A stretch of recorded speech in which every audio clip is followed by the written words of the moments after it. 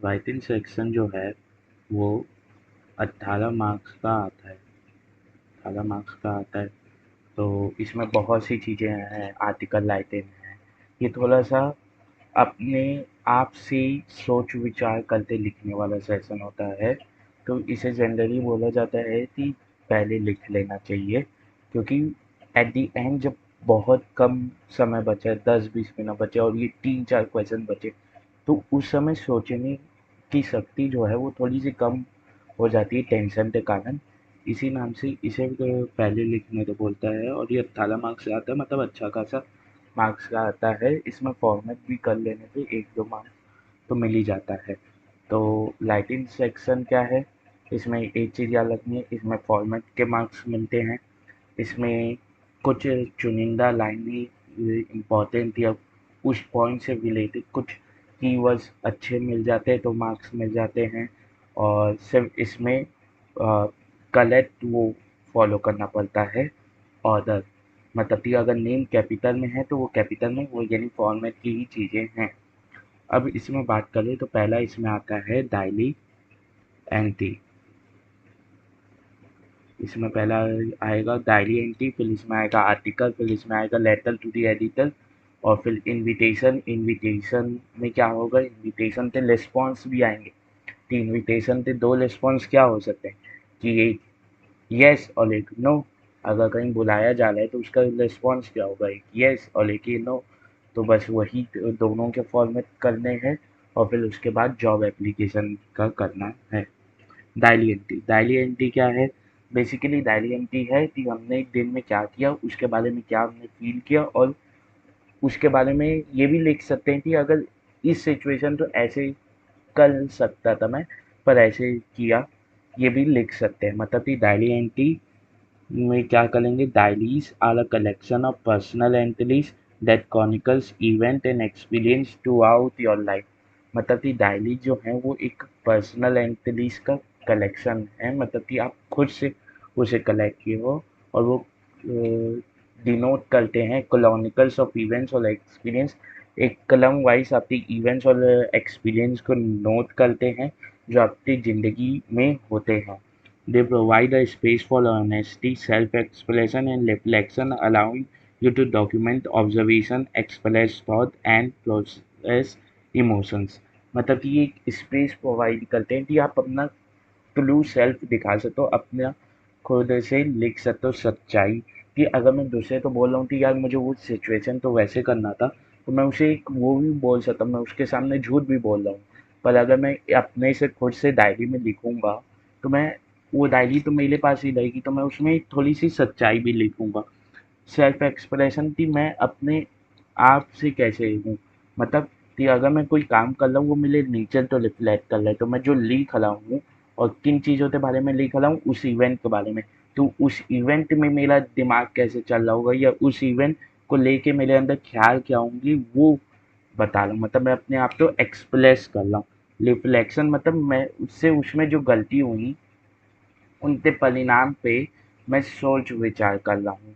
मुझे उन पे खेद भी है, यानी मुझे उन पे ये भी है कि मुझे नहीं करना था, प्लस जो अच्छी चीज़ें भी हुई उन पे भी है कि ठीक है मैंने वो किया, अच्छा हुआ, बस ये करते हैं। अब ये हमें क्या अलाउ करते हैं, document observation, express thought and process emotions. कि कोई चीज़ हो रही है तो मैं जैसे एक्सीडेंट हो गया, मैं स्कूल से जा रहा हूँ और एक्सीडेंट हो गया, तो मैं वैन में बैठे बैठे देखा थी वहाँ पे एक्सीडेंट हुआ, तो मैं वहाँ पे ऑब्जर्व करने लगा कि लोग कैसे रिएक्ट करते हैं।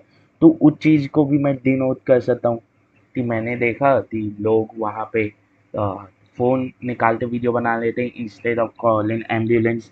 तो ये एक ऑब्जर्वेशंस। तो ऐसे जो हमारी क्रिटिकल थिंकिंग है, इसके लिए जो डायरी एंट्री है वो अच्छी है, क्योंकि क्रिटिकल थिंकिंग क्या है, आप आसपास की चीज़ें ऑब्जर्व कर लें, उसमें कैसे काम करना चाहिए, कैसे व्यवहार करना चाहिए, वो होगा।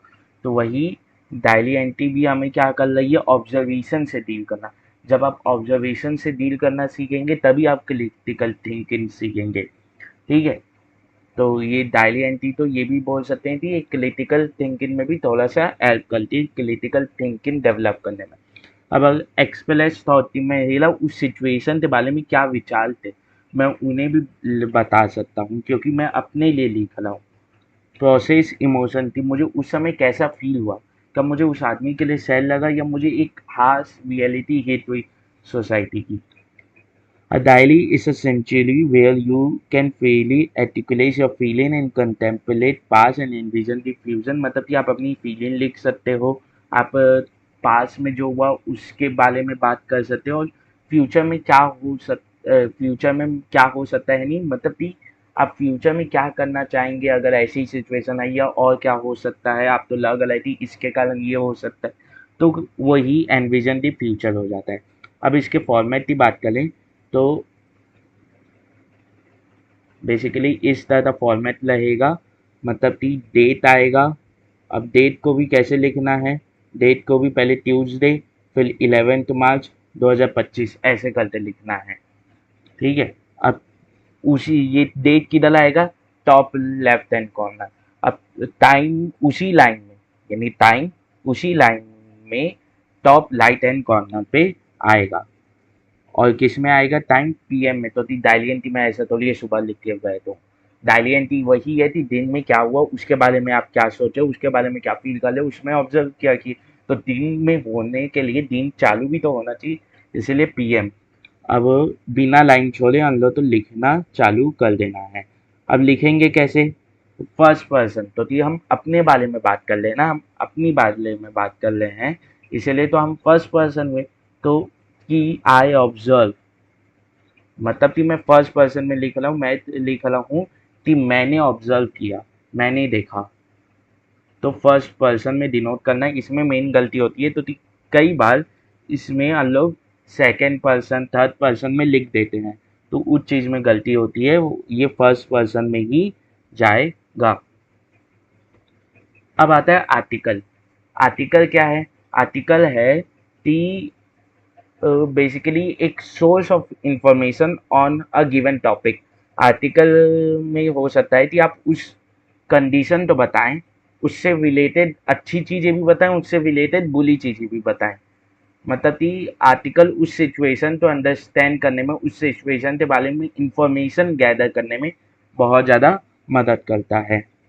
आर्टिकल क्या है, it is a piece of writing usually intended for publication in a newspaper, कि न्यूज़पेपर में पब्लिश करने थे, किसी मैगजीन, जैसे कि यूपीएससी वाले यूज़ करते हैं मैगजीन, किसी जर्नल, बहुत लोगों तो जर्नल पढ़ने की आदत रहती है, तो उन सब चीज़ों में आप अपना पॉइंट ऑफ व्यू भी बता सकते हैं, और प्लस उसके रिलेटेड आपके अकॉर्डिंग इम्पोर्टेंट इंफॉर्मेशन क्या है, या लोगों के जानने की चीज़ें क्या हैं, आप उसमें सोसाइटी की धारणाएं भी बता सकते हैं। अब it is written for a wide audience. अब वाइड ऑडियंस के लिए लिखा जा रहा है, तो इसमें एक चीज़ ये भी लिखनी पड़ेगी कि आप थोड़ा सा सेंसिटिव टॉपिक तो आपको थोड़ा ध्यान में रख के लिखना पड़ेगा, जो कि वाइड ऑडियंस के लिखा जाता है।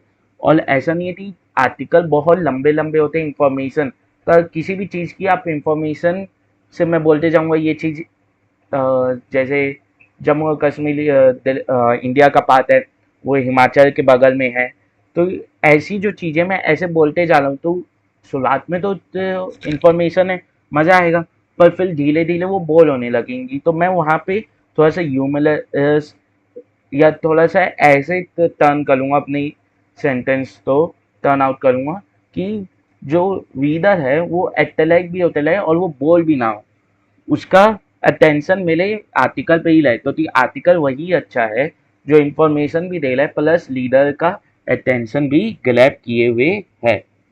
अब ये फॉर्मेट में आते हैं, आर्टिकल राइटिंग का फॉर्मेट क्या है।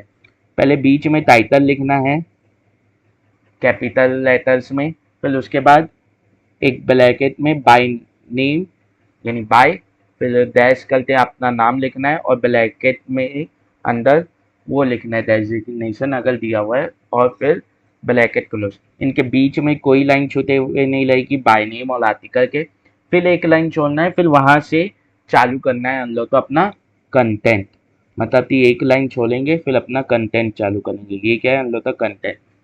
कंटेंट तीन पहला क्लास में होगा। बेसिकली पहले हम लोग उस टॉपिक के बारे में इंट्रोडक्शन देंगे, उस टॉपिक के बारे में इंट्रोडक्शन में हम लोग क्या लिखेंगे कि वो चीज़ कैसी है, और कहाँ है, और उसका वो क्या है, मतलब कि उसका ओरिजिनेशन कैसे है, कि कोई चीज कोई बीमारी पैदा हुई, जैसे कोरोना वायरस है तो मैं लिखूंगा कोविड 19 कोरोना वायरस इन दिसंबर 2019 ये उसका फुल फॉर्म है, तो ये लिख सकता हूँ। फिर उसके बारे में लिखूंगा कि वो चाइना में ओरिजिन हुआ था, तो वो सब लिखूंगा। फिर उसके बाद मैं सेकंड पैराग्राफ में उसके रीजन और इम्पैक्ट्स लिखूंगा। सेकंड पैराग्राफ के एंड में मैं कोरोना वायरस से रिलेटेड जो वो हैं कि ये एक चाइनीज वो था बायो वेपन, तो ये सब जो हैं ये सब लिख सकता हूँ कि जो लोगों की सोच है। फिर इसके बाद फाइनल कंक्लूजन की देते हुए लिख सकता हूँ। फाइनल कंक्लूजन में भी मैं लोगों की सोच कर सकता हूँ, या तो मैं उसे सेकंड पैराग्राफ में कर दूँ या उसे थर्ड पैराग्राफ में कर दूंगा, ऐसे करना है। अब ये है कि ये फर्स्ट पैराग्राफ में जाएगा इंट्रोडक्शन, फिर रीजन और इम्पैक्ट जो है वो हमारे सेकंड पैराग्राफ, फिर उसे कंक्लूड करते हुए। और ये है कि कई बार आर्टिकल्स में ऐसा लगता है कि जो ला कंक्लूजन है वो थोड़ा वीक रह गया, तो उसमें भी थोड़ा सा ध्यान देना पड़ता है। आर्टिकल राइटिंग में कुछ पॉइंट रिमेंबर करने पड़ते हैं। तीज एक सुटेबल टाइटल, क्योंकि जब तक आप वो नहीं करोगे कि लीडर को अट्रैक्ट नहीं करोगे, तो सुटेबल टाइटल बहुत जरूरी है। प्लस वो क्लिक बेट भी नहीं होना चाहिए, जैसे तो सोशल मीडिया में होता है, मतलब कि आप कुछ भी लिख रहे हो टाइटल में, सिर्फ लीडर को वो करने थे अपने पास लाने के लिए। आपको उसमें सोचना भी पड़ेगा, उसमें थोड़ा सा कंटेक्स्ट भी मिल जाए कि आप किस चीज़ के बारे में बात करने वाले हो। ठीक है। अब striking opening sentence, starting opening sentence मतलब लीडर ये पहला सेंटेंस पढ़ते ही उसे ऐसा लगे कि कुछ तो है इस आर्टिकल में, मतलब कि वो उसके लिए इम्पोर्टेंट भी हो सकता है, ऐसा कुछ आप तो फर्स्ट की लाइंस में लिखना पड़ेगा। एक स्ट्रॉन्ग आर्ग्यूमेंट देना पड़ेगा आपके आइडियाज के लिए कि आर्टिकल में क्या लिख रहे हो, आप उस इंफॉर्मेशन उस चीज उस टॉपिक के बारे में इंफॉर्मेशन दे रहे हो, प्लस उसमें अपनी जो धारणाएं हैं, अपनी जो सोच है वो लिख रहे हो। तो अपनी सोच को आप तो बैकअप करते हुए एक एविडेंस भी देना पड़ेगा, तो कि मैं किसी भी चीज़ के बारे में उठ के कुछ भी नहीं बोल सकता। फ्रीडम ऑफ स्पीच है, तो इसका मतलब ये नहीं है कि कुछ भी बकते जाऊं। आप तो अपनी आइडिया के लिए एक एविडेंस देना पड़ेगा, तो कि पहली बात ये वाइड ऑडियंस के, तो यहीं से चीज़ें बहुत चेंज हो जाती हैं बाकी लाइटिंग से, क्योंकि लेटर मेले और रिसीवर के बीच में है। पर ये पता नहीं कैसे कैसे लोगों के बारे में जा रहा है, तो ये एक बहुत सीरियस मैटर हो जाता है। इसीलिए आप तो स्ट्रॉन्ग आर्ग्यूमेंट, मतलब कि ऐसा नहीं कि मैं कुछ भी उठते बोल रहा हूँ, फिर उसका अपोज आ रहा है तो मैं जवाब नहीं दे पा रहा। मुझे अपने आइडियाज़ को क्लिस्टर क्लियर रखना है, प्लस उसके बारे में ऐसी वो देने हैं सेंटेंसेस कि आगे वाला भी सोचने में आ जाए। अब लिंकिन वर्ब यूज कर लिंकिन डिवाइसेस यूज करने, जैसे more over, however, therefore, although etcetera, कि सिंपल ये नहीं लिखना है कि ये हुआ इसके बाद ये हुआ इसके बाद ये हुआ, ऐसे नहीं लिखना है। मुझे लिखना है कि पहले ये चीज हुई, फिर डायलेक्ट नहीं बताते हुए थी सीधा सेकंड चीज हो गई। मैं लिख सकता हूँ पहली चीज हुई, मोर ओवर उसी के साथ साथ दूसरी चीज भी हो गई, तो ऐसे यूज करनी है। ये जो है ये लीडर्स का अटेंशन तो आपके तब ग्लैब किए रहते हैं। पैसिव वॉइस यूज करना है, ह्यूमर यूज करना है, इमोटिव लैंग्वेज यूज करनी है, और ऑर्टिकल क्वेश्चंस जो हमारी स्पेसिफिक इफेक्ट प्रोवाइड करते हैं वो यूज करना है। फिर इसके बाद आ जाता है लिंकिन वर्स, कि अब जो लिंकिन वर्स की बात की है वो जोड़ेंगे कैसे, मतलब कि दो सेंटेंस को, दो इवेंट्स को आपस में जोड़ने वाले उनके बीच में कुछ संबंध बताने वाले जो वर्ड्स हैं वो लिंक इन वर्ड्स है। तो संबंध कैसे बैठ सकते इवेंट्स टॉपिक के बीच में? पहला हो सकता है समय के अनुसार कि ये चीज पहले आई ये चीज बाद में आई, तो फर्स्ट ये नहीं बताते हुए कि ये पहले हुआ फिर ये बाद में हुआ, ऐसे नहीं लिख के थी this took place with the event A took place before event B, ऐसे ना लिखते हुए मैं लिख दूंगा फर्स्टली इवेंट ए, फिर सेकेंडली इवेंट बी, या मैं लिख दूंगा event A subsequently event B, और event A followed by event B, ऐसे करके लिख सकता हूँ। या इन कंक्लूजन भी जो है वो भी यूज कर सकता हूँ। ये क्या बताते हैं, ये शो ऑर्डर, मतलब कि किसके बाद क्या चीज है, किसके बाद क्या चीज है, ए के बाद बी है, फिर बी के बाद सी है, सी के बाद डी है, ये बताने में काम आते हैं। फिर आते हैं कॉज और इफेक्ट, कि कोई चीज हुई उसके कारण जो इम्पैक्ट आया, उसके कारण जो चीज हुई, मतलब उसका जो रिजल्ट है उसे बताने के लिए मैं ये नहीं लिख दूंगा क्या कहते हैं कि इसका रिजल्ट डायरेक्टली ये है। मैं उसे कैसे लिखूंगा, मैं लिखूंगा event A occur therefore the impact was, ऐसे करते, या हैंस मतलब कि फिर जो हुआ, ये सब्सिक्वेंटली, ये हमें रिजल्ट शो करने में मदद करते हैं। अब मुझे दो चीज के बीच में कंपैरिजन ड्रॉ करना है, तो दो चीज के बीच में कंपैरिजन कैसे ड्रॉ होगा, वो आपस में सिमिलर होंगे या आपस में अलग अलग होंगे। तो कंपैरिजन ड्रॉ करना, ये जो चीज है ये हम लोग उसमें भी यूज करते हैं 5 मार्क्स के लिटरेचर में राइटिंग के लिए। वहां पे दो अलग अलग कैरेक्टर का बोल देता है, यानी दो अलग अलग चैप्टर के दो अलग अलग कैरेक्टर के बीच में एक सिमिलैरिटी लागू करने को बोल देता है, तो वहां पे भी ये चीज यूज होती है। तो हमें बताना है कि इवेंट बी कैसे इवेंट ए या इवेंट सी से सिमिलर था। अगर सिमिलर है तो मैं ये नहीं लिखूंगा सिमिलर टू इवेंट ए, मैं लिख दूंगा इवेंट ए के बारे में लिखूंगा, फिर लिखूंगा सिमिलरली, फिर इवेंट बी के बारे में लिख दूंगा। तो ये जो है ये थोड़ा सा एक अच्छा वो देता है कि मेरे पास लाइटिंग स्किल्स हैं, ये बताने में काम आता है, ये सिमिलैरिटीज प्रेजेंट करने में मदद करता है। फिर आता है कॉन्टलास। कॉन्टलास क्या करता है, दो चीजों के बीच में भिन्नता, मतलब कि इवेंट ए अलग है, इवेंट बी कैसे अलग है, ये जो है ये हमें बताने में मदद करता है। मैं ये नहीं लिखूंगा डायरेक्टली कि event B is different from event A, मैं लिख दूंगा इवेंट ए के बारे में, फिर लिखूंगा इन कॉन्टलास्ट टू इट, फिर इवेंट बी के बारे में लिख दूंगा, या लिख दूंगा हाउ एवर, फिर इवेंट बी के बारे में, या मैं लिख दूंगा ऑन दी अदर हैंड, फिर इवेंट बी के बारे में, ऐसे लिख सकता हूँ। तो ये डिफरेंसेस शो करने में मदद करता है। फिर आता है एड इन इंफॉर्मेशन। मैं कुछ बोला, ठीक है, अब मुझे उसके बारे में चाहते थे कुछ इंफॉर्मेशन ऐड करनी है, तो मैं थोड़ा सा अच्छा टोन बताने थे या थोड़ा सा अपनी जो लाइटिंग है उसे अच्छा करने थे, मैं ये लिख सकता हूँ मोर ओवर, तो इससे पता चल जाएगा ये भी है। फर्दर मोर, इन एडिशन, ये हमें डिटेल्स ऐड करने में मदद करते हैं। क्या ऐड करने में मदद करते हैं, डिटेल्स।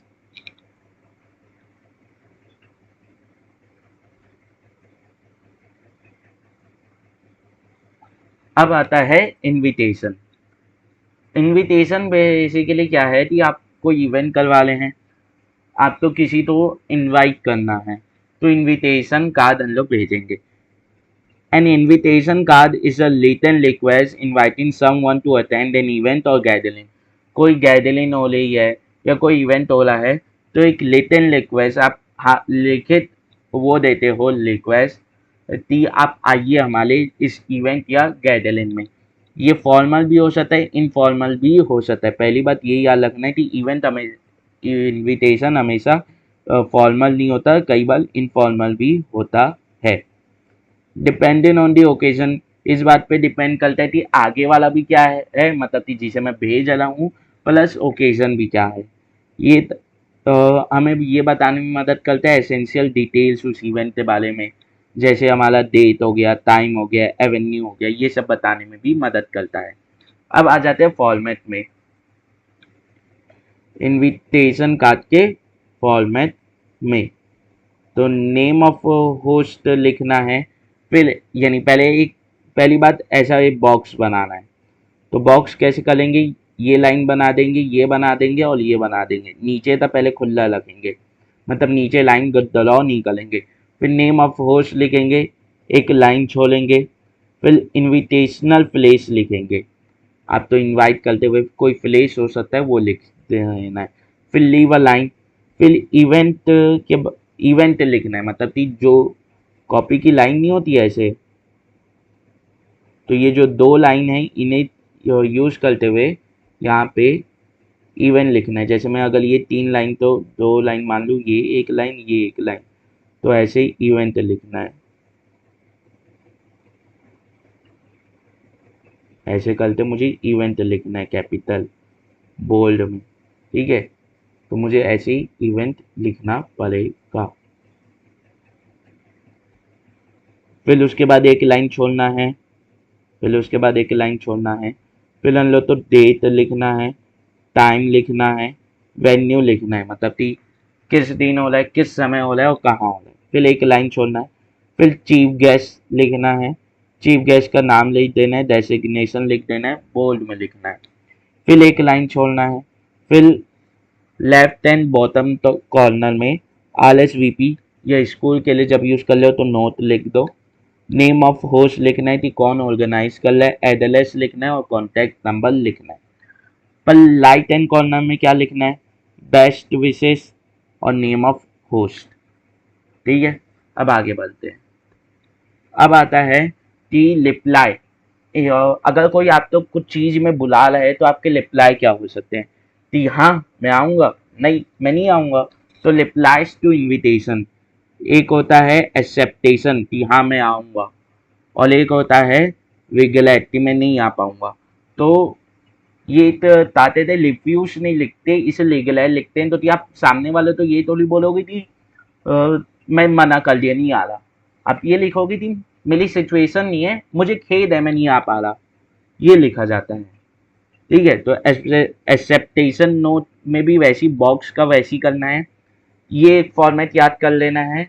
ये इसी में रिसीवर्स नेम जो ये खाली जगह है ब्लैंक जो ब्रैकेट में है, इनकी क्वेश्चन के हिसाब से बदल लेना, बस यही याद कर लो, यही लाइन लाइन, ठीक है। तो रिसीवर्स नेम ब्लैंक है, जो क्वेश्चन के हिसाब से लगेगा वो लिख लेना। फिर उसके बाद लिखना is highly honour to receive an invitation from, sender का नाम लिख देना। टू अटेंड, ओकेजन लिख देना। ऑन, ऑन लिखना। फिर डेट टाइम और वेन्यू लिख देना। फुल स्टॉप आएगा। फिर उसके बाद ही सी और डे, मतलब कि अब थर्ड पर्सन में आ जाएगा कि वो एक्सेप्ट करते हैं, accept the invitation with pleasure and confirms he she or they present, presence, मतलब कि his her or they are present, तो प्रेजेंस को कंफर्म करते हैं कि वो आएंगे। फिर एक लाइन छोड़ना है, थैंक्स लिखना है, नेम ऑफ राइटर लिखना है, एड्रेस लिखना है, डेट लिखना है और नीचे से बॉक्स को क्लोज कर देना है। अब आते हैं लिगलेट नोट पे। लिगलेट नोट तभी वही है जो लाइंस हैं जो ब्रैकेट में छोले हैं जगह, उन चीज़ों तो आप क्वेश्चन के हिसाब से बदल दीजिए और यही चीज यही लाइंस को याद कर लीजिए, सिंपल सा है। रिसीवर क्वेश्चन से लिखना है विशेष टू थैंक, फिर सेंडर्स लिखना है for their kind invitation, kind invitation on the occasion लिख देना है क्वेश्चन से। ऑन, डेट लिखना है, टाइम लिखना है, वेन्यू लिखना है, कॉमा होना चाहिए बीच में।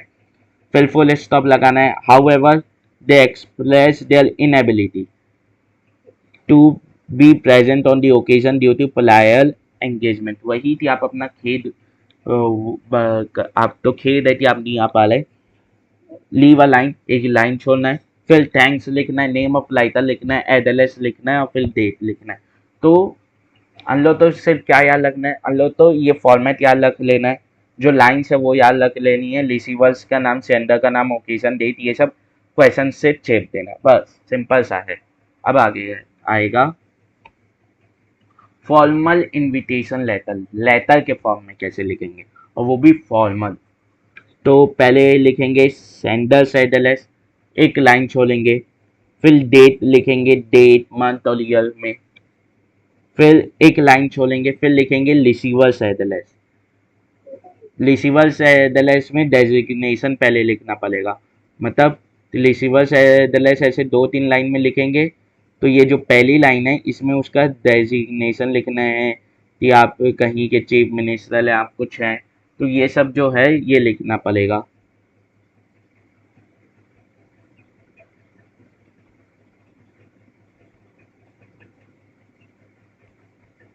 फिर एक लाइन छोड़ना है, फिर सब्जेक्ट लिखना है। सब्जेक्ट ये कोशिश करनी है कि एक ही लाइन में, कोशिश क्या है, एक ही लाइन में आना चाहिए। तो कॉपी ऐसे तो लंबी रहती है, आ सकता है। फिर उसके बाद एक लाइन छोड़ना है, फिर सैल्यूटेशन लिखना है, फिर एक लाइन छोड़ना है, फिर अपना काम चालू करना है लिखने का। ठीक है, इसी कंटेंट जो है वो एक ही पैराग्राफ में आएगा और 50 शब्दों में लिख के ख़त्म करना है। ठीक है, फिर कोई लाइन नहीं छोड़नी है। फिर सब्सक्रिप्शन लिखना है, योर्स। योर्स के बाद फेथफुली लिख सकते हो, सिंसियरली लिख सकते हो, एफएस से अफेक्शनली लिख सकते हो, एक्सेट्रा। सिग्नेचर देना है। फिर उसके बाद नेम कैपिटल में होना चाहिए। जैसे अमन लिखूंगा तो ए कैपिटल, एम कैपिटल, ए कैपिटल, फिर एन कैपिटल। तो अमन के पूरे जो लेटर्स है वो सब कैपिटल में लाएंगे। और डेजिग्नेशन की मैं उस चीज़ में, उस इवेंट में या उस ऑर्गेनाइजेशन में क्या हूँ वो लिखना है, अगर दिया हो तो। अब आता है informal invitation letter. Informal form में इनविटेशन लेटर कैसे लिखना है, इसका फॉर्मेट तो अलग है। इसमें सेंडर्स एड्रेस लिखना है, फिर एक लाइन छोड़ना है और डेट लिखना है। फिर इसमें एक लाइन छोड़ते सैल्यूटेशन, मतलब यहाँ पे क्या गायब है, रिसीवर्स एड्रेस गायब है प्लस सब्जेक्ट गायब है। फिर एक लाइन छोड़ना है, वही कंटेंट अपना लिखेंगे 50 कलिप शब्दों में, subscription. Yours faithfully, yours sincerely, नाम हम लिखने की जरूरत नहीं, तो इनफॉर्मल है, मतलब वो आप तो पर्सनली जानता है वो, और आप उसे वो यानी वो कोई ऐसा पदवी पे नहीं है, तो आप उसे इनफॉर्मल लेटर लिख लें, वो आप तो जानता है, तो वो जान जाएगा कि आपसे तब से आया। अब आता है नोटिस। नोटिस जो है ये एक फॉर्मल रिटन या वर्बल कम्युनिकेशन है। फॉर्मल रिटन मतलब कि इसे फॉर्मली लिखा जाता है, और ये वर्बल कम्युनिकेशन है, मतलब कि शब्दों में लिखे जाने वाली कम्युनिकेशन है, बोल के या लिख के प्रकट की जाने वाली कम्युनिकेशन है। ये लोगों तो इन्फॉर्म, अलर्ट या नोटिफाई करने से काम आता है किसी भी इम्पोर्टेंट इन्फॉर्मेशन से, मतलब कि किसी भी चीज़ से। जैसे आपने ट्रैफिक लाइट तोड़ा तो आपके घर नोटिस आएगा, आपने कुछ किया तो नोटिस आएगा, आपके स्कूल में बोर्ड में नोटिस लगता है कि आज ये होना है, या फीस दिन तक बता देनी चाहिए, या टाइम टेबल लग जाता है। तो ये सब जो है वो आप तो एक फॉर्मल रिटन या वर्बल कम्युनिकेशन है, जो आप तो इन्फॉर्म कर ले, अलर्ट कर ले, नोटिफाई कर ले हैं किसी भी इम्पोर्टेंट इंफॉर्मेशन इवेंट के बारे में, या कोई एक्शन जो आपको लेना है। जैसे आपने कोई ट्रैफिक रूल तोड़ दिया तो आपके घर में नोटिस आ रहा है कि आप फाइन भर, तो एक रिक्वायर्ड एक्शन है कि फाइन भरना आ रहा है, तो यही है। अब नोटिस का फॉर्मेट लिखना है। नोटिस के क्वेश्चन बेसिकली दो ही प्रकार से आते हैं, स्कूल की तरफ से नोटिस, ठीक है, एक ही प्रकार से आता है, दूसरा पढ़ने की भी जरूरत नहीं, तो वो रेयरली आता है, वो किसी काम का भी। स्कूल की तरफ से नोटिस लो तो पढ़ना है, ठीक है।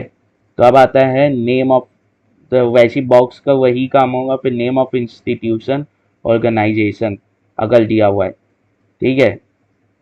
फिर एक लाइन छोड़नी है, फिर नोटिस लिखना है ऐसे कैपिटल में ही, फिर लीव अ लाइन, एक लाइन छोड़नी है, फिर लिखना है डेट। डेट कैसे लिखेंगे, यहाँ पे ये ऐसा डेट करते नहीं लिखना है, सिर्फ ऐसे लिख देना है 11 मार्च 2025, एक लाइन छोड़ना है। टाइटल लिखना है कैप, या तो पूरे कैपिटल में या पूरे स्मॉल में, फिर एक लाइन छोड़ना है। फिर कंटेंट लिखना है 50 शब्दों में अप्रोक्स, थर्ड पर्सन व्यू होना चाहिए। और क्या कहते हैं, ये जो what, for whom, date, time, venue, purpose, ये सब भी आपको डिफाइन करना है कि ऐसा तो नहीं है कि नोटिस आया आप तो पता ही नहीं चल रहा है कि ट्रैफिक फाइन का है, किसके लिए है, आपके पिताजी के लिए या आपके लिए। तो पता चल रहा है आपने तोड़ा, आपके पिताजी ने समझ लिया थी उनके लिए, तो वो सर पकड़ते बैठे हैं कि कब मैंने तोड़ा। तो वही चीज़ है कि या ताते थे कोई क्लास ए के लिए नोटिस है कि आपका जो है बहुत ज़्यादा कंप्लेंट्स आ रही हैं, पर उसमें क्लास ए लिखा ही नहीं है, सिर्फ क्लास 8 लिख दिया है। सेक्शन लिखा हुआ ही नहीं है कि ए बी सी कौन से के लिए, तीनों सेक्शन परेशान है, ठीक है। एक ही पैराग्राफ में आएगा और जनरली फ्यूचर टेंस के लिए होता है, तो यदि आपको किसी चीज़ के लिए नोटिफाई किया जा रहा है जो फ्यूचर में होने वाली है तो फ्यूचर टेंस ही होगा। लीव अ लाइन, फिर सिग्नेचर करना है, नेम्स कैपिटल में होना चाहिए, जैसे वही अमन वाला एग्जांपल कि A B capital, M B capital, फिर बी ए कैपिटल, फिर एन कैपिटल, ठीक है। फिर डेजिग्नेशन की आप कोई हेड बॉय हैं, कुछ हैं, वो सब लिखना है। अब आता है लिपोलाइटिन। लिपोलाइटिन क्या है, आपने कोई चीज़ पढ़ी, कोई इंफॉर्मेशन गैदर की, उस पर अपना पॉइंट ऑफ व्यू क्या लगा आपको वो लिख देना है, बस वही होता है। ती लिपोलाइटिन होता है किसी की चुगली करने के बराबर, मतलब कि आपने कोई इसी चीज़ को पढ़ा, किसी के बारे में पढ़ा, किसी चीज़ को पढ़ा, किसी बारे में पढ़ा, और फिर आप तो उस चीज़ के बारे में अपने हिसाब से कैसे लगा या उस चीज़ में क्या हुआ, तो वो आपको लिपोलाइटिन के फॉर्म में लिखना पड़ता है। ये स्ट्रक्चर्ड फॉर्म लेता है, ऐसा नहीं थी, ये कैसे भी लिखा जाता है, इसका भी एक फॉर्मेट होता है जिसमें इंफॉर्मेशन जो है वो कंसाइसली और क्लियरली, मतलब संक्षेप फॉर्म में और अच्छे साफ फॉर्म में प्रेजेंट की जाती है। कहा कहते हैं इसमें फोकस होता है identifying and examine the issues event और रिसर्च फाइंडिंग, कि उसमें प्रॉब्लम्स क्या आई हैं, उसमें क्या चीज़ें हुई हैं, प्लस वो रिसर्च फाइंडिंग से क्या पता चलता है, ये सब के बारे में हमें बताने के लिए यूज होता है लिपोलाइटिन। It often involve investigating a problem, मतलब इसमें बहुत बार कोई प्रॉब्लम तो इन्वेस्टिगेट करना पड़ता है, डेटा एनालाइज करना पड़ता है, और क्या कहते हैं फिर उसका सॉल्यूशन प्रपोज करना पड़ता है। कि मैं बोल रहा हूँ कि लोग बहुत ज़्यादा टैफिलेज बढ़ रहा है, तो मुझे उस टैफिलेज के बारे में इन्वेस्टिगेट करना पड़ेगा, क्यों बढ़ रहा है, कि लोगों के बारे को ट्रैफिक सिविल सेंस नहीं है, कि उन्हें ट्रैफिक में कैसे बिहेव करना चाहिए, लोग कैसे भी भगा ले हैं, लॉ उतने अच्छे से इम्प्लीमेंट नहीं कर रहे हैं, पुलिस वाले काम नहीं कर रहे हैं, अपना इम्प्लीमेंट नहीं कर रहे हैं ट्रैफिक पुलिस वाले, कि जो भी तेज भगा रहा है बेमतलब था उसे पकड़ लें, बिना हेलमेट लोग गाड़ी चला लें। तो ये जो हैं लोग तकलीफ समझने से तैयार नहीं है एक दूसरे की, कि अचानक से एम्बुलेंस आ रही है तो एम्बुलेंस के ऊपर चिल्ला रहे, पहले हॉर्न के बजा रहे, भाई अंदर पेशेंट है। तो ये सब चीज़ों के बारे में हम लोग तो लिखना रहता है, इन्वेस्टिगेट करना रहता है, फिर उसके बारे में देखा थी उसके वो कब बढ़ा कब कम हुआ, मतलब कि क्या 2020 के बाद टैफे बढ़ा है या पहले ज़्यादा था अभी कम है, ये सब चीज़ें भी हम लोग तो देखनी पड़ती हैं।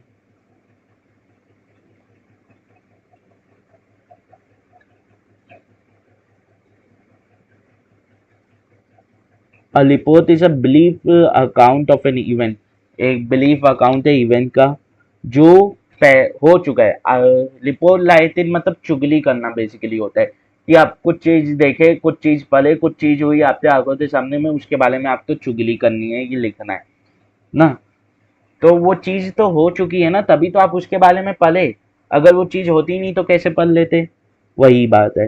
Report helps in recording the events, recording the events of importance, मतलब कि जो इम्पोर्टेंट इवेंट है उन्हें रिकॉर्ड करने में मदद करता है, जो हमारे डे टू डे लाइफ में होते हैं। It attempt to present the first hand information of an incident और event, first hand information of an incident और इवेंट प्रेजेंट करने में हमारी मदद करता है। कि जब वो चीज हो रही थी तो वहां पे कोई आदमी खड़े होते देख रहा होगा, तो आप उससे जाते पूछेंगे तो वो अब बताएगा कि फर्स्ट हैंड इंफॉर्मेशन, कि जो वहां पे वो था कौन, गवाह था उस इवेंट का, कोई उस इंसिडेंट का, उसके पॉइंट ऑफ व्यू से आपको चीजें पता चलती हैं। अब इसका भी तो फॉर्मेट है, ये बेसिकली दो प्रकार के क्वेश्चन पूछे जाते हैं, एक आपको न्यूज़पेपर में ले पूछ लिया जाता है, एक आपको स्कूल में पूछ लिया जाता है। तो न्यूज़पेपर का रिपोर्ट का फॉर्मेट क्या है, पहले टाइटल बिना लाइन छोड़े रिपोर्ट बाय लिखना है, नेम लिखना है, डेजिग्नेशन लिखना है, कि आप वहाँ पे आर्टिकल लिखते हैं जैसे बहुत न्यूज़ चैनल वाले, न्यूज़पेपर वाले, तो आप वहाँ पे हैं क्या, या आप एक इंडिपेंडेंट राइटर हैं तो वैसे लिख सकते हैं। एक लाइन छोड़ना है, फिर प्लेस लिखना है, कॉमा देते डेट लिखना है, डेट एक्सपेंडेड फॉर्म में लिखनी है, मतलब कि जैसे आपका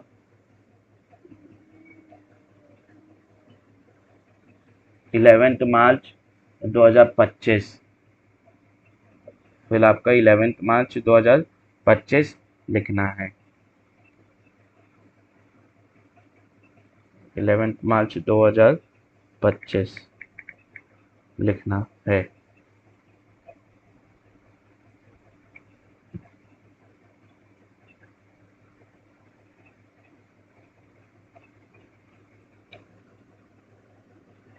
इलेवेंथ मार्च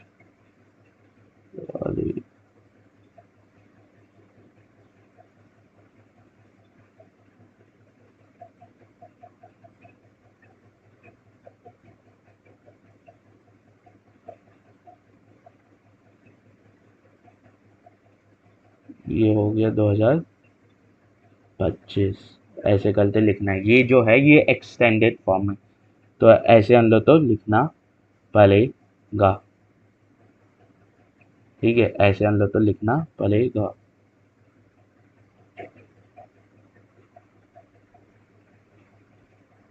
फिर आता है बिना लाइन छोड़े 3 पहला में होना चाहिए। वर्ड लिमिट क्या है? 150 से 200 वर्ड्स के बीच में फर्स्ट पहला होना चाहिए। सेकंड पहला में डिटेल्स होने चाहिए क्रोनोलॉजिकली। क्रोनोलॉजिकली मतलब कि कलम वाइज इंफॉर्मेशन होनी चाहिए। इनडायरेक्ट स्पीच होनी चाहिए और पास्ट टेंस इवेंट भी पास्ट में हुआ है। और फिर उसके बारे में लोगों की धारणाएं क्या है ये भी पता होनी चाहिए, यानी ये भी लिखी जानी चाहिए। फिर कंक्लूजन जो तीसरा पहला है, इसमें कंक्लूजन मतलब कि उसके इम्पैक्ट हम लोग किस में बात कर ली? सेकंड में। तो उसे सुधारने थे, ऐसी चीज़ें ना हो या ऐसी चीज़ें हो रही हैं तो उन्हें कैसे पकड़ा जाए, यानी फ्यूचर कोर्स ऑफ एक्शन उस चीज़ से रिलेटेड हम लोग तो थर्ड पहला में लिखना होगा। अब आता है स्कूल मैगजीन में। स्कूल अब बहुत से स्कूल अपनी मैगजीन इशू करते हैं, तो उसमें जो रिपोर्ट राइटिंग होती है वो कैसे होगा? तो टाइटल लिखना है। ये वहाँ पे क्या लिखे थे न्यूज़पेपर में? Report by. यहाँ पे लिखना है बाय, फिर नेम, फिर डेजिग्नेशन। वैसी फिर लाइन छोड़नी है। 3 पहला लिखने हैं, 150 से 200। फिर वही है कि फर्स्ट पहला लिखना है, फिर डिटेल्स लिखनी है क्रोनोलॉजिकली कलम वाइज। फिर कंक्लूजन में फ्यूचर कोर्स ऑफ एक्शन ही लिखना है। अब आता है लेटर टू एडिटर, मतलब आप न्यूज़पेपर के एडिटर को लेटर लिख रहे हैं। ये बेसिकली होता है कि किसी इम्पोर्टेंट इंफॉर्मेशन या किसी इम्पोर्टेंट इंसिडेंट के बारे में न्यूज़पेपर वाले कवर नहीं कर रहे हैं, या उतना अच्छा कवर नहीं कर रहे हैं, आप तो उसे लोगों की आंखों के सामने लाने उस एडिटर उस इंफॉर्मेशन तो वहाँ पे आप लेटर टू एडिटर का प्रयोग लेते हैं।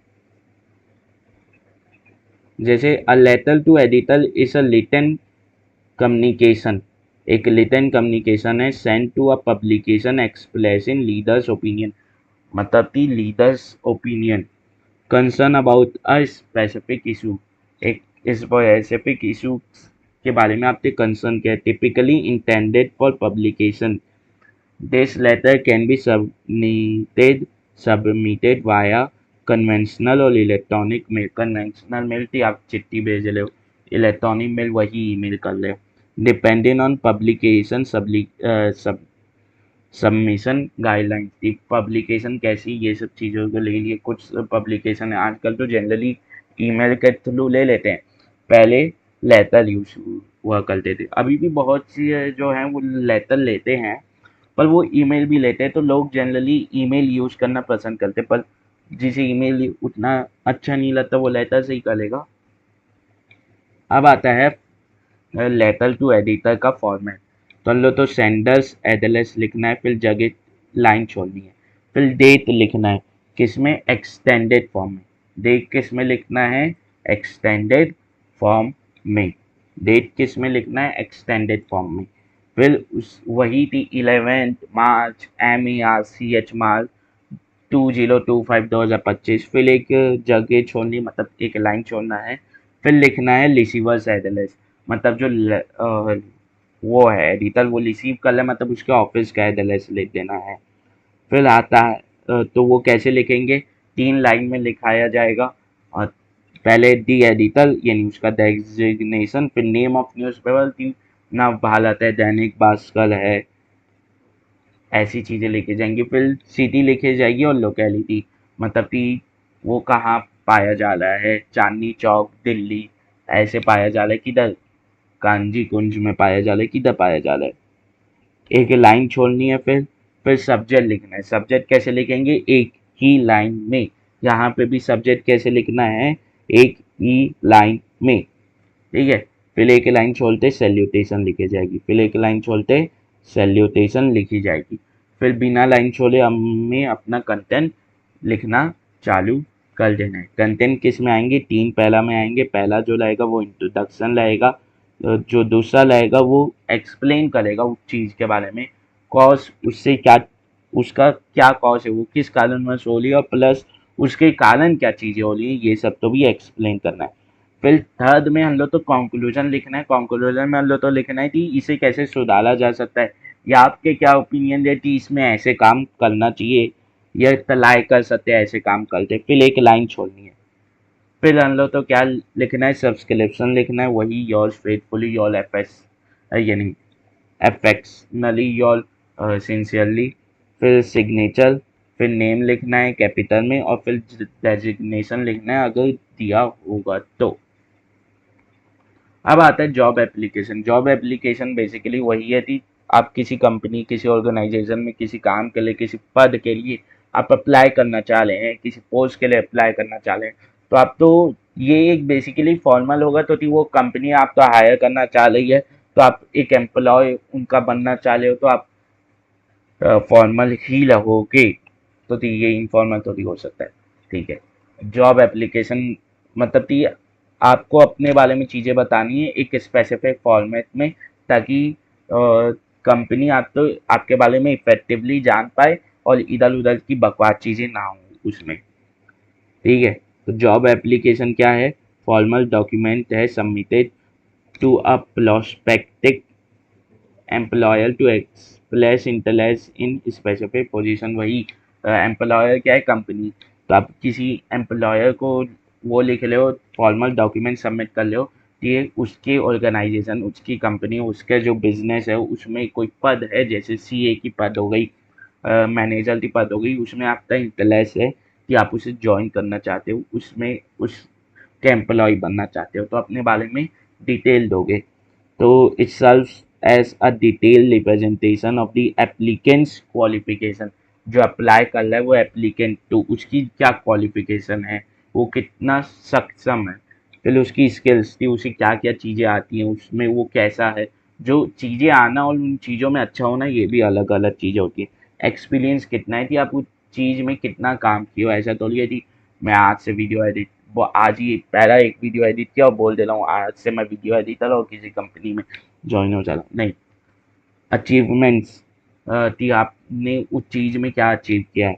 Aiming to demonstrate their suitability, कि आप उसके लिए क्यों सूटेबल हो रोल के लिए, वो आप एम कर लो इन चीज़ों से पता चल जाए। और persuade the employer to consider them for the position, कि आप तो वो क्यों चुने उस पद के लिए, उस पदवी के लिए। अब आता है job application. Job application job application का फॉर्मेट क्या होगा, सेंडर्स एड्रेस, जो भेजने वाला है उसका एड्रेस, फिर एक लाइन छोड़नी है। फिर हम लोग तो डेट लिखना है। डेट किस में होगा, एक्सटेंडेड फॉर्म में। फिर एक लाइन छोड़नी है। फिर रिसीवर से एड्रेस, रिसीवर एड्रेस कैसे, वही एडिटर जैसा पर, तो वहाँ पे डी एडिटर लिखे थे, यहाँ पे एच आर ह्यूमन रिसोर्स वाला है, या वहाँ का कोई सीईओ है, आप सीईओ को भी डायरेक्टली लिख सकते हो, ठीक है। वहाँ का चेयरमैन है, बेसिकली एचआर को लिखते हैं लोग, अगर कोई बड़ी कंपनी हो तो ले सकते हैं। मैनेजर तो लिख रहे हो। फिर आता है नेम ऑफ कंपनी या इंस्टीट्यूट। फिर आता है सिटी, वो किस सिटी किस शहर में बेस्ड है। फिर एक लाइन छोड़नी है, फिर लिखना है। फिर यही लाइन याद कर लो, क्वेश्चन से टिप देना, बचा हुआ पार्ट। आप line for the post of, क्या पोस्ट के लिए आप अप्लाई कर लो, वीडियो एडिटर कुछ भी, ठीक है। लीव अ लाइन, एक लाइन छोड़ना है। फिर सैल्यूटेशन लिखना है, फिर अपना लिखना चालू करना है। तीन पहला में कंटेंट होना चाहिए कि सोर्स ऑफ इंफॉर्मेशन, आप तो कहाँ से पता चला। रीजन फॉर अप्लाइंग, क्यों आप अप्लाई कर रहे हो, कि आप तो पुरानी कंपनी से निकाला गया, आपको चले गया तक लात मार दिया गया, ठीक है। तीसरा होता है योर कंट्रीब्यूशन एफ एम्प्लॉय, कि आप कहीं पे कंट्रीब्यूट हो, ये आप कहीं पे एम्प्लॉयड हो तो वहाँ पे आपका कंट्रीब्यूशन कहाँ है, उसी कंपनी में एम्प्लॉय नीचे पदवी पे ऊपर पदवी पे जाना है तो क्या कंट्रीब्यूशन रहा।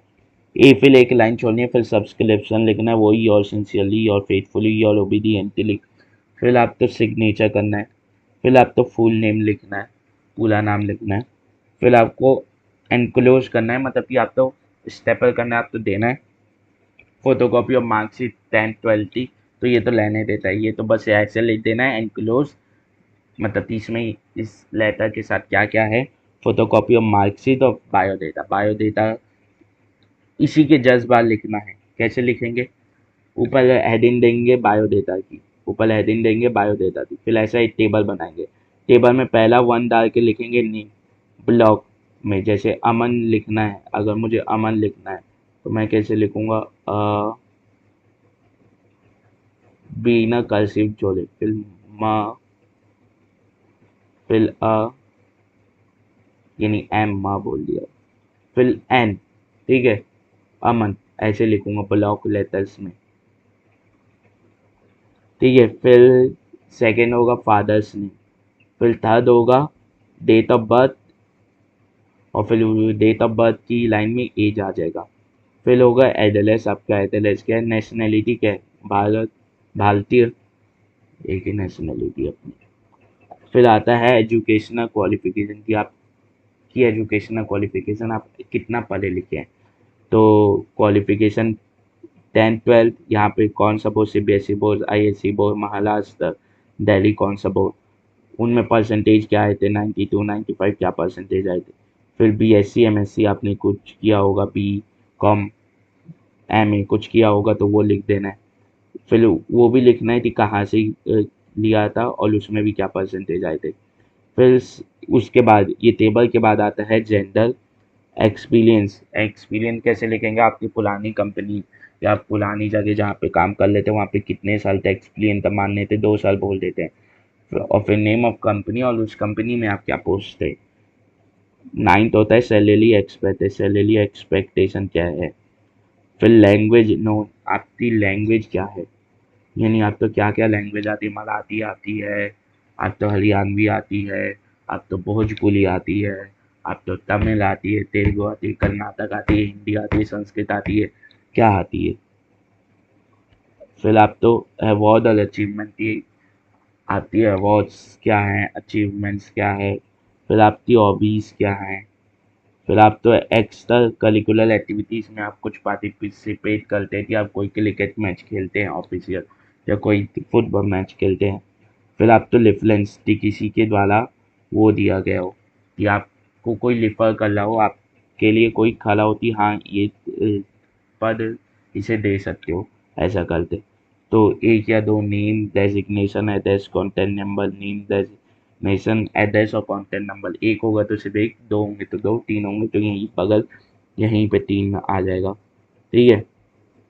और वो जो है उसे भी पहले उसका नाम लिखा जाएगा, फिर उसका डेजिग्नेशन, फिर उसका एड्रेस और कॉन्टैक्ट नंबर, उसे कॉन्टैक्ट करने थे। फिर आएगा डिक्लेरेशन, एक लाइन छोड़नी है, डिक्लेरेशन की ऐसी हेडिंग डालनी है, फिर यही चेप देना कि I hereby declare that the given information is true to the best of my abilities, ठीक है। फिर एक लाइन छोड़ना है, फिर सिग्नेचर करना है, डेट करना है, ठीक है। तो यहाँ पे कंप्लीट होता है लाइटिंग सेक्शन। इसमें क्या क्या चीजें आई,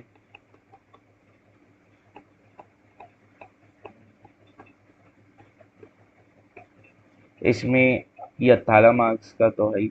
डायली यही एंटी, डायली लाइटिन आई, आर्टिकल लाइटिन आया, और फिर इनविटेशन कार्ड आया, वही जो इनविटेशन था, रिप्लाई आया। फिर उसके बाद फॉर्मल इनविटेशन लेटर आया, फॉर्मल या इनफॉर्मल एक ही में ले लेंगे। फिर नोटिस आया, फिर रिपोर्ट लाइटिन आई, फिर लेटर टू एडिटर आया, फिर जॉब एप्लीकेशन आया। मतलब 8 चीज़ें, 8 प्रकार की अलग अलग चीज़ें लाइटिंग सेशन में है। तो इनमें से कोई 7 भी कर लेंगे तो हो जाता है, तो ती ऑप्शनल आते हैं दो दो के बीच में। तो मैं बोलता हूँ कि जनरली ये जॉब एप्लीकेशन वाला ऊपर से एक बार देख लेना, ज़्यादा दिमाग मत चलाना, तो बाकी 7 के फॉर्मेट अच्छे से याद कर लेना। ठीक है, चलते हैं, बाय। जय श्री राम।